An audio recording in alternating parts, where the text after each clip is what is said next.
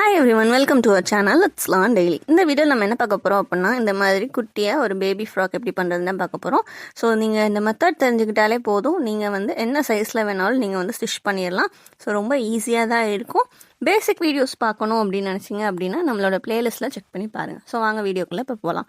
So first உங்களுடைய ஃப்ராக்குக்கு தேவையான colours வந்து எடுத்துக்கோங்க. ஸோ கான்ட்ராஸ்ட்டாக எடுத்துக்கிட்டிங்கன்னா ரொம்ப அழகாக இருக்கும். இல்லைனா டார்க் அண்ட் லைட் கலர் அந்த மாதிரி எடுத்துக்கோங்க.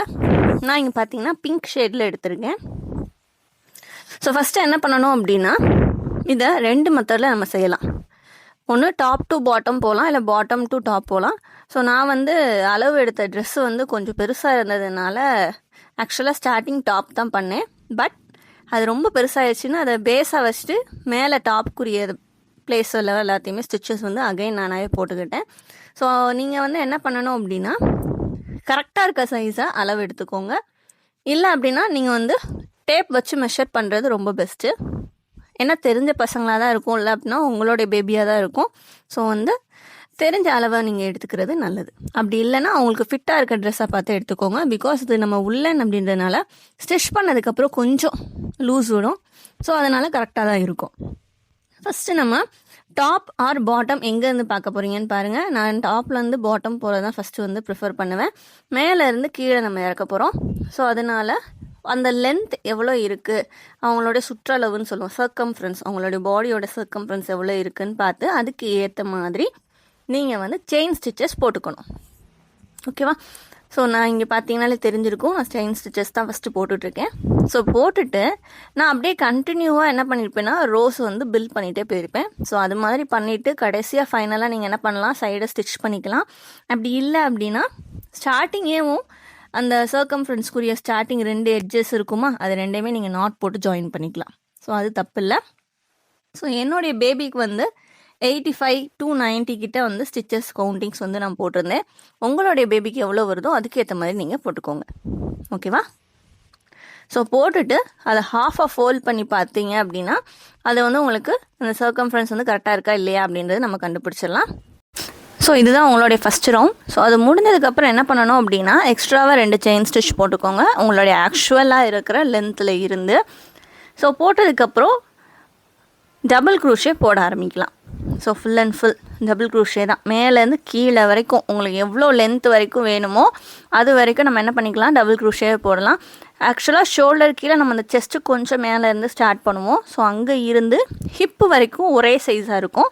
ஹிப்புக்கு கீழே கொஞ்சம் உங்களுக்கு பெருசாகிற மணிக்கு போட்டிங்க அப்படின்னா அழகாக இருக்கும். இல்லை அப்படின்னா சின்ன பசங்க தான், உங்களுக்கு வந்து வித்தியாசம் ரொம்ப இருக்காது. ஸோ டாப் டு பாட்டம் நீங்கள் ஒரே சைஸாகவே எடுத்தாலும் பிரச்சனை கிடையாது. ஓகேவா? ஸோ இதே மாதிரி தான் நீங்கள் ஒவ்வொரு தடவை ரோவை சேஞ்ச் பண்ணும்போதும் 2 ஹாஃப் டபுள் க்ரூஷே போட்டு டர்ன் பண்ணி நீங்கள் அடுத்த ரோஸ் வந்து நீங்கள் போட ஆரம்பிக்கலாம். இது வந்து ஆக்சுவலாக உங்களுக்கு எவ்வளோ லென்த்துக்கு வேணுமோ அவ்வளோ லென்த்துக்கு போட்டுடலாம். ஸோ நான் மறுபடியும் முதலே சொல்லியிருந்தேன், என்னோடய இது வந்து நான் என்ன பண்ணியிருந்தேன் அப்படின்னா ஸ்டிச்சு போடும்போது அந்த லென்த்து வந்து நான் தப்பாக மெஷர் பண்ணதுனால எனக்கு வந்து பெருசாகிடுச்சு. ஸோ அந்த பேஸ் பார்ட்டுக்கு கீழே இடுப்பு கீழே வர்ற மாதிரி அதை வச்சுட்டு டாப்பில் வந்து டிக்ரீஸ் பண்ணி நான் ஹைட்டை வந்து இன்க்ரீஸ் பண்ணிக்கிட்டேன். ஓகேவா? ஸோ நீங்கள் இப்போ அதெல்லாம் குழப்ப வேண்டாம். டாப்லேருந்து நீங்கள் வர்றீங்க, ஆக்சுவலாக இருக்க லென்த்தை அப்படியேவும் நீங்கள் என்ன பண்ணிக்கிட்டே வரீங்க அப்படின்னா ஹைட்டை இன்க்ரீஸ் பண்ணிக்கிட்டே வரீங்க. First chain stitches full and ஃபுல்லாக எடுத்து ஹாஃப் டபுள் க்ரூஷே மட்டும்தான். ஸோ நான் டபுள் கலர் யூஸ் பண்ணதுனால ஒவ்வொரு தடையும் கலர்ஸ் வந்து ஒரு 2 to 3 ரோஸ் ஒன்ஸ் வந்து நான் என்ன பண்ணியிருக்கேன்னா சேஞ்ச் பண்ணியிருக்கேன். ஸோ நீங்களும் அதை சேஞ்ச் பண்ணிக்கலாம், இல்லை சிங்கிள் கலராகவே போடுறோம் அப்படின்னாலும் பெஸ்ட்டு தான். ஸோ உங்களுக்கு எது ப்ரிஃபர் பண்ணுறீங்களோ அதுக்கு ஏற்ற மாதிரி நீங்கள் போட்டுக்கோங்க. பேசிக்காக நமக்கு தெரிய வேண்டிய ஸ்டிச்சஸ் தெரிஞ்சாலே போதும். ஸோ அது என்னென்ன ஸ்டிச்சஸ் அப்படின்னா, செயின் ஸ்டிச்சு, அதுக்கப்புறம் single crochet, half double crochet, double crochet, triple crochet, அப்படி இல்லைன்னா ட்ரிபிள் க்ரூஷேன்னு சொல்லுவோம். ஸோ இந்த ஸ்டிச்சஸ் எல்லாம் உங்களுக்கு தெரிஞ்சாலே போதுமானது தான். நம்மளால் வந்து நல்லா பர்ஃபெக்டாக நீங்கள் வந்து ட்ரெஸ்ஸு, அதில் அப்படின்னா பவுச்சஸ், அக்சசரிஸ், சின்ன பிள்ளைங்களுக்குரிய திங்ஸு, இல்லை டால், அமிகுமி ஒர்க்கு, ஸோ எல்லாமே நம்மளால் செய்ய முடியும்.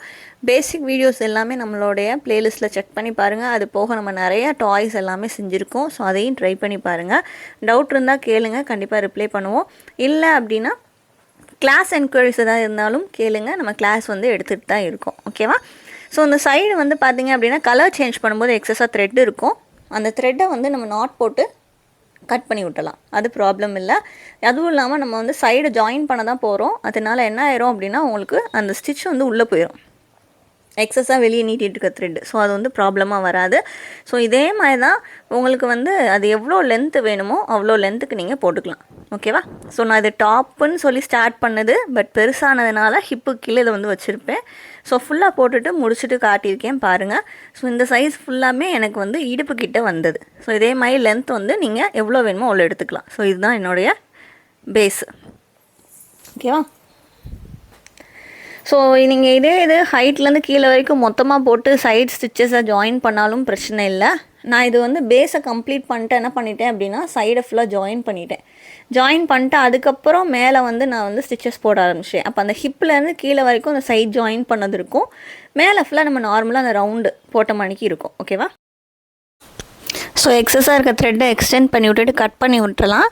கட் பண்ணதுக்கப்புறம் இப்போ என்ன பண்ண போகிறோம் அப்படின்னா அந்த சைடு ரெண்டே நம்ம ஜாயின் பண்ண போகிறோம்.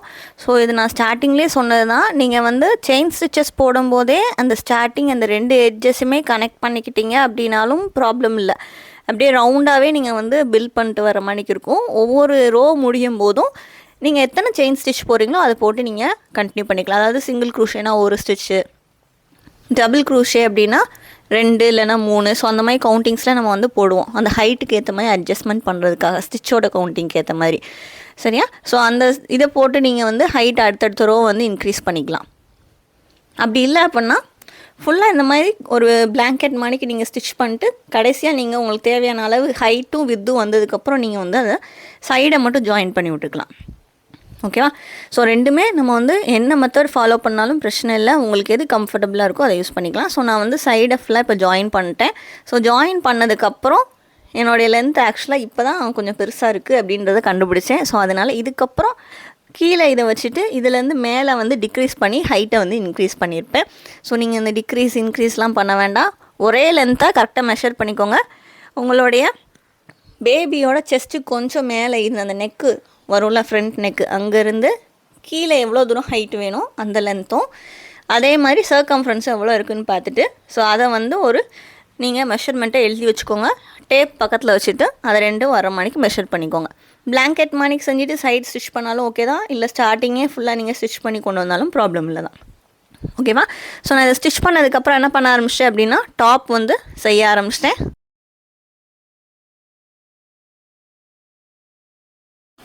ஸோ சைட் ஜாயின் பண்ணதுக்கப்புறம் ஃப்ரண்ட்டு டர்ன் பண்ணால் அது இந்த மாதிரி தான் இருக்கும்.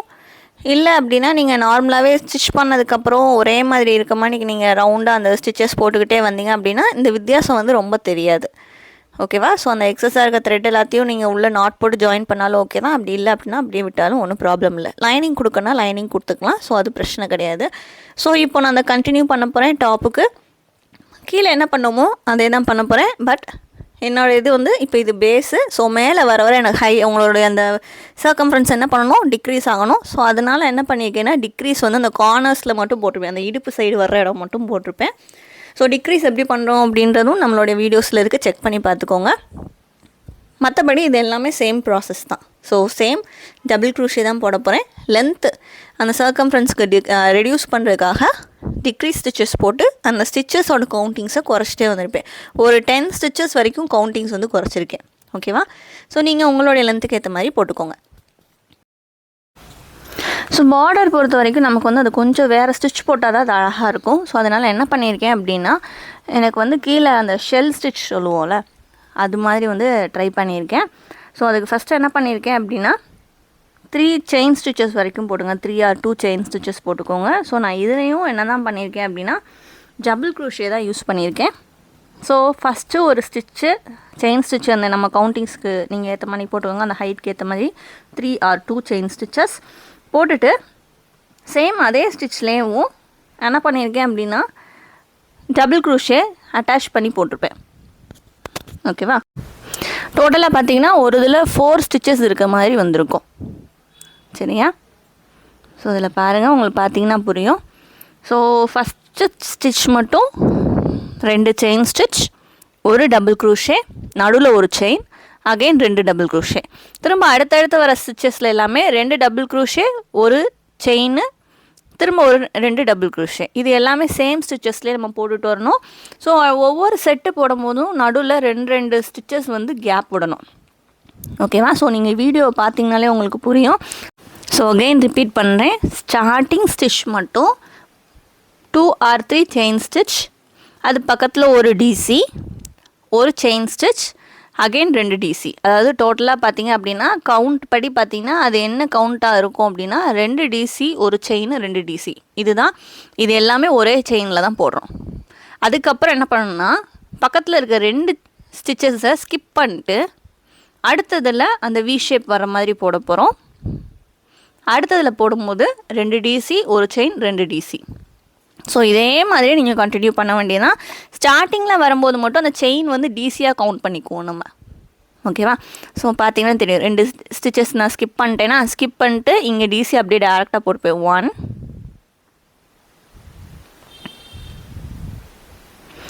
திரும்ப அதே ஸ்டிச்சுக்குள்ளே இன்னொரு டிசி,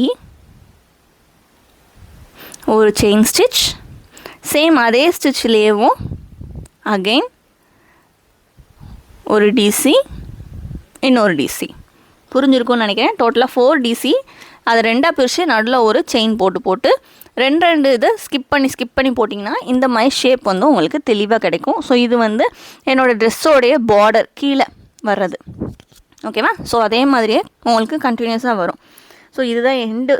ஒரு ஹோல் ரவுண்டு ஃபுல்லாக நீங்கள் இதே மாதிரியே போட்டலாம். ஸோ ஃபஸ்ட்டு லைன் மட்டும் இது மாதிரி போடுங்க. அதாவது 4 கவுண்ட் வச்சு. அடுத்ததில் 6 கவுண்ட் வச்சு. அப்போ 3 டிசி, ஒரு செயின், 3 டிசி அப்படி வரணும் அடுத்த ரோஸ் ஃபுல்லாக. நீங்கள் இதே மாதிரி எத்தனை ரோ வேணாலும் கண்டினியூ பண்ணிக்கலாம். கீழே வந்து உங்களுடைய ஹைட் அட்ஜஸ்ட்மெண்ட்டுக்கு ஏற்ற மாதிரி, இல்லை இடுப்பு வரைக்கும் நீங்கள் மேலே டிசி போட்டு கீழே ஃபுல்லாக இது மாதிரி போடனாலும் போடலாம். உங்களுடைய ஓன் க்ரியேட்டிவிட்டி தான்.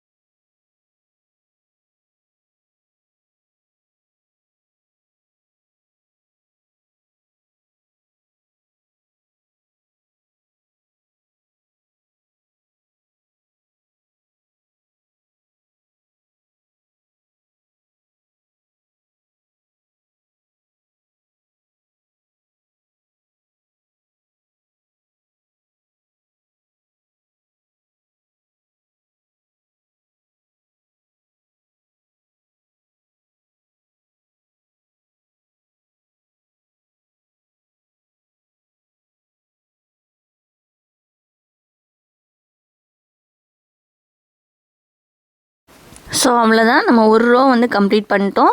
கடைசியாக போடும்போது ஸ்லிப் ஸ்டிச் போட்டு நீங்கள் அதை ஜாயின் பண்ணிடலாம். ஸோ இந்த மாதிரி தான் உங்களுக்கு வந்து அந்த எட்ஜஸில் இருக்கும். ஸோ இது ஃபஸ்ட்டு லைன் போட்டிருக்கோம். இதுக்கு அடுத்து என்ன பண்ணணும் அப்படின்னா ஒவ்வொரு வி ஷேப்லேயும் நடுவில் ஒரு செயின் ஸ்டிச் போட்டோம்ல, அந்த செயின் ஸ்டிச்சில் நீங்கள் வந்து அடுத்த ஸ்டிச் வந்து வர மாதிரி போடணும். ஸோ ஃபஸ்ட்டு வந்து நான் இந்த லைன் தப்பாக போட்டேன் ஒரு 2 ஸ்டிச்சஸ்ஸு. அடுத்து அதை மேனேஜ் பண்ணி மறுபடியும் கண்டினியூ பண்ணியிருப்பேன். நீங்கள் அந்த மிஸ்டேக் பண்ணிடாதீங்க. அகெயின் நீங்கள் என்ன பண்ணணும் அப்படின்னா செயின் ஸ்டிச் போடணும். அதுதான் ஒரு டிசியாக கவுண்ட் ஆகும். அதுக்கப்புறம் 2 செயின் ஸ்டிச் அதிலே எக்ஸ்ட்ராவாக போடணும். ஸோ நான் கலர் சேஞ்ச் பண்ணிக்கிறேன். நீங்கள் கலர் சேஞ்ச் பண்ணாட்டியும் பிரச்சனை இல்லை, அப்படியே கண்டினியூவாக நீங்கள் போட்டுக்கலாம்.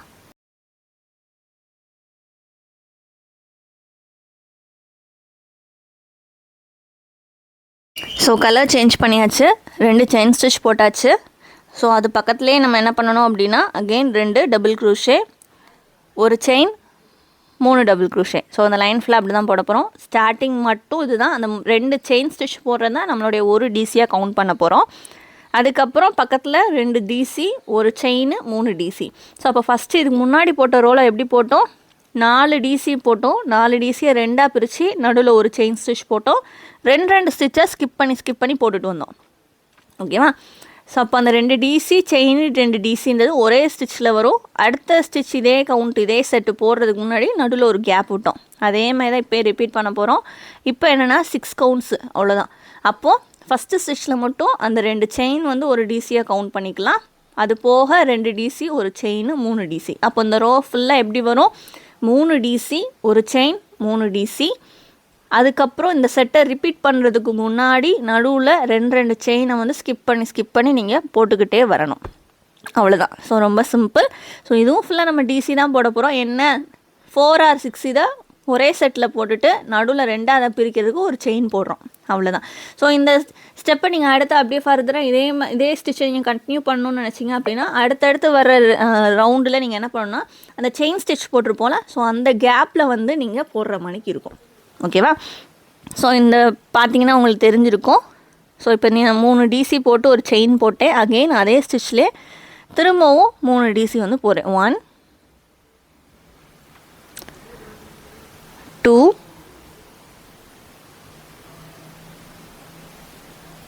3. ஸோ இது போட்டதுக்கப்புறம் அகெயின் டிசி போடணும். அதுக்கு முன்னாடி 2 செயினை நம்ம ஸ்கிப் பண்ணணும். ஸோ இதே மாதிரி தான் உங்களுக்கு வரும். ஸோ ரொம்ப அழகாக இருக்குல்ல பார்க்குறதுக்கேவும். ஸோ கலர்ஸ் நீங்கள் எடுக்கிறது எல்லாமே உங்களுக்கு பிடிச்ச மாதிரி எடுத்துக்கோங்க. கிளாத்து நமக்கு இது வந்து அந்த த்ரெட்டோட குவாலிட்டி வந்து ரொம்ப முக்கியம். நல்லா சாஃப்டாக இருக்க மாதிரி எடுத்துக்கோங்க. அப்போ தான் பேபிஸ்க்கு வந்து இரிட்டேட் ஆகாமல் இருக்கும். ஓகேவா? ஸோ 2 ஸ்கிப் பண்ணிட்டு அகைன் நீங்கள் இதை வந்து என்ன பண்ணிக்கலாம், 3 டிசி, ஒரு செயின், 3 டிசின்னு கண்டினியூ பண்ணிடலாம். ஸோ இதே மாதிரி ஃபுல்லாக முடிச்சுட்டு உங்களுக்கு காட்டுறேன் பாருங்கள்.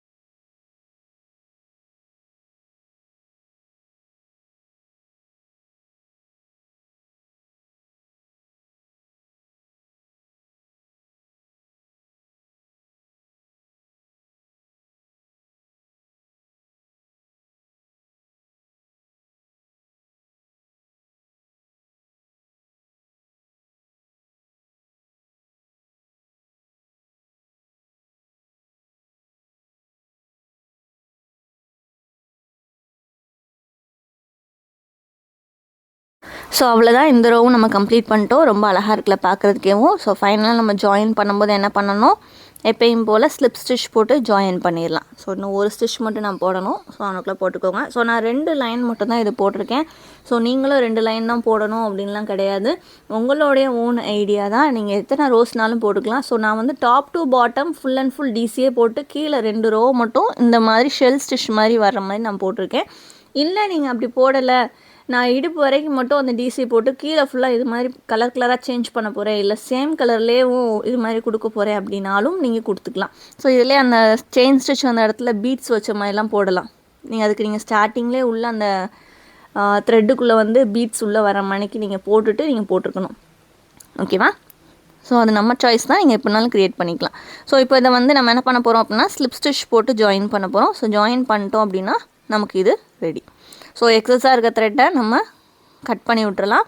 ஸோ ஒரு செயின் ஸ்டிச் போட்டு அது நல்லா லாங்காக இழுத்து விட்டு நீங்கள் அதை கட் பண்ணிடலாம். ஓகேவா? ஸோ நான் இப்போ திரும்ப அதே ஒரு ரோ வந்து அந்த சென்டரில் வந்து கண்டினியூ பண்ணியிருக்கேன். நீங்கள் இதை போடலாம், இல்லை இதோடய நிப்பாட்டுறதுனால நிப்பாட்டிடலாம். ஸோ எனக்கு அந்த பார்டர் கொஞ்சம் திக்காக தெரியணும்ல, வேறு ஆல்டர்னேட்டிங் கலர். ஸோ அதுக்காக இது போட்டிருக்கேன். ஓகேவா?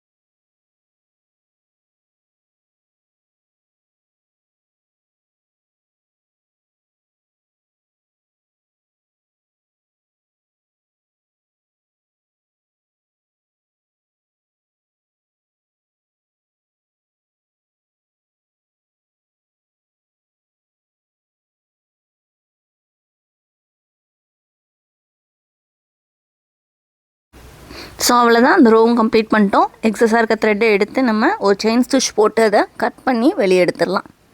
ஸோ இதை நல்லா ட்ரிம் பண்ணி விட்ருங்க. ஸோ அது வந்து கீழே தெரியாத மணிக்கு பார்த்துக்கோங்க. ஓகேவா? ஸோ இப்போ நம்ம வந்து டாப் டு பாட்டம் வரைக்கும் ஃபுல்லாக கம்ப்ளீட் பண்ணிட்டோம். ஸோ கம்ப்ளீட் பண்ணதுக்கப்புறம் என்ன பண்ணணும் அப்படின்னா ஸ்ட்ராப் போடணும். ஸோ கீழே என்னுடைய பேஸ் இது மாதிரி தான் இருக்கும். ஸோ ரொம்ப அழகாக இருக்குல்ல? ஸோ இதே மாதிரி நம்ம இப்போ வந்து என்ன பண்ண போகிறேன் அப்படின்னா, இது எனக்கு பேஸாக வச்சுட்டு மேலே டாப் பில்ட் பண்ணோன்னே இல்லை. ஸோ அந்த லென்த்தை வந்து சைடு எனக்கு எக்ஸ்ட்ரா இருக்கிறத ஃபுல்லாக நான் டிக்ரீஸ் பண்ணி இன்க்ரீஸ் பண்ணிக்கிட்டேன். ஸோ அதை வந்து நமக்கு தேவையில்லை. உங்களை பொறுத்த வரைக்கும் top to bottom full and full DC போட்டு கீழே பேஸ் மட்டும் நீங்கள் லைன் வந்து பில்ட் பண்ணணும். ஸோ அந்த ஹைட் வந்து உங்களுக்கு ஏற்ற மணிக்கு நீங்கள் போட்டுக்கோங்க. ஸோ இந்த மாதிரி தான் இருந்தது. நான் அதில் வந்து பவு வந்து எக்ஸ்ட்ராவாக அதில் ஆட் பண்ணியிருக்கேன். ஸோ அதுக்கு முன்னாடி ஸ்ட்ராப்புக்கு வந்து அந்த ஃப்ரண்ட் நெக்லேருந்து பேக் நெக் வரைக்கும் எவ்வளோ லென்த் வருதுன்னு பார்த்து அதுக்கேற்ற மாதிரி நீங்கள் வந்து செயின் ஸ்டிச் கவுண்டிங் வந்து போட்டுக்கலாம். ஸோ போட்டுட்டு நீங்கள் அதை ஸ்டிச் பண்ணிடலாம். ஸோ ஸ்டிச் பண்ணதுக்கப்புறம் நான் வந்து பவு வந்து அந்த 2 ஹேண்ட் ஜாயிண்ட் ஆகிற ஃப்ரண்ட் சைடு மட்டும் நான் ஆட் பண்ணியிருக்கேன். ஸோ எனக்கு அது வந்து கொஞ்சம் அழகாக இருக்க மாதிரி இருந்துச்சு. இது நீங்கள் வேணும்னா ஸ்கிப் பண்ணிக்கலாம், இல்லை அப்படின்னா நீங்கள் வந்து போட்டுக்கலாம். ஸோ டோட்டலாக 3 பவு வந்து ரெடி பண்ணியிருப்பேன். 2 கைக்கு, அது போக சென்டரில் வைக்கிற பீஸ் ஒன்றுக்கு. ஸோ அதில் பார்த்தீங்கன்னா தெரியும், இந்த மாதிரி அட்ஜஸ்ட் பண்ணியிருப்பேன் நான். ஓகேவா? ஸோ அது வேணுன்னா நீங்கள் போட்டுக்கோங்க, இல்லை அப்படின்னா இது வந்து நீங்கள் ஸ்கிப் பண்ணிடலாம், உங்களோட சாய்ஸ் தான். ஸோ பவு எப்படி பண்ணுறதுன்னு போட்டு காட்டியிருக்கேன். ஸோ மேஜிக் ரிங் போட்டுக்கோங்க. 5 செயின் ஸ்டிச்சஸ் போட்டு நடுவில் 4 ட்ரிபிள் க்ரூஷே போடுங்க. அகெயின் 5 செயின் ஸ்டிச்சஸ் போட்டிங்கன்னா பவ்வோட ஒரு சைடு கம்ப்ளீட் ஆயிரும். இதே இதை அப்படியே இன்னொரு சைடு போடுங்க. போட்டதுக்கப்புறம் full and full slip stitch வந்து அந்த பவு அவுட்டரில் போடணும். எக்ஸ்ட்ராவாக போட்டு முடிச்சிங்க அப்படின்னா பவு வந்து பார்க்க கரெக்டாக இருக்கும். ஓகேவா? ஸோ இதை நான் ஃபுல்லாக போட்டு காட்டுறேன் பாருங்கள். ஸோ இந்த மேலே போட வேண்டிய பவு உங்களுக்கு போட தெரில அப்படின்னா ஆல்ரெடி வீடியோ போட்டிருக்கோம், அதை செக் பண்ணி பார்த்துக்கோங்க. நான் சென்டரில் வந்து பவு போடலை, ஃப்ளவர் வந்து மாற்றிக்கிட்டேன் கடைசி நேரத்தில். ஸோ நீங்கள் வந்து போடுறேன்னா போட்டுக்கலாம், இல்லைன்னா விட்டுறலாம். ஸோ ஃப்ளவர் வீடியோவும் ஆல்ரெடி போட்டிருக்கோம். ஸோ அதையும் செக் பண்ணி பார்த்துக்கோங்க. இதெல்லாம் எக்ஸ்ட்ரா பிட்டிங்ஸ் தான் நம்ம போடுறது. ஸோ இதெல்லாம் போட்டிங்கன்னா இன்னும் கொஞ்சம் அழகாக இருக்கும் பார்க்க. ரொம்ப க்யூட்டாக இருக்குது. கண்டிப்பாக ட்ரை பண்ணி பாருங்கள். ஸோ உங்களோட இது எப்படி இருந்துச்சுன்னு மறக்காமல் கமெண்ட் பண்ணுங்கள். மற்ற வீடியோஸையும் நம்ம ப்ளேலிஸ்ட்டை செக் பண்ணி பாருங்கள். தேங்க்யூ.